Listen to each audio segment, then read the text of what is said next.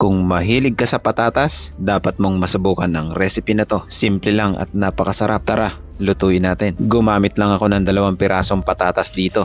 Iniwa ko lang siya ng cubes. Gumamit din ako ng 4 na pirasong bawang. Chop-chopin lang natin ang pino. At chachap-chopin lang din natin ang dahon ng cilantro.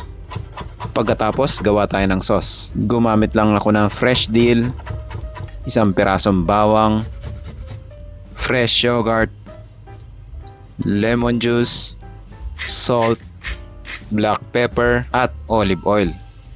Mix lang natin yan hanggang sa mag-combine yung mga ingredients. Magpakulo lang tayo ng tubig at papakuluan lang natin yung patatas. Maglalagay din tayo ng 1 kutsarang asin. Pakuluan lang natin ng 3 minutes yan, tapos i-drain lang natin yung tubig bago natin prituhin hanggang sa maging crispy. Pagkatapos, magpainit lang tayo ng kawali at lalagyan lang natin ng konting mantika. Gigisa lang natin ng garlic, chili flakes, tomato paste, cilantro. Gisa-gisahin lang natin yan hanggang sa lumabas yung aroma. At ilalagay na rin natin yung pritong patatas, seasoning powder. Halu-haluin lang natin yan hanggang sa kumapit yung tomato paste doon sa patatas at ready na ang ating spicy crispy potato with yogurt dill sauce. Pwedeng pambaon, pang merienda, kaya lutuin mo na ang napakadaling recipe na to. Yun lang, maraming salamat. See you in my next cooking trip ko.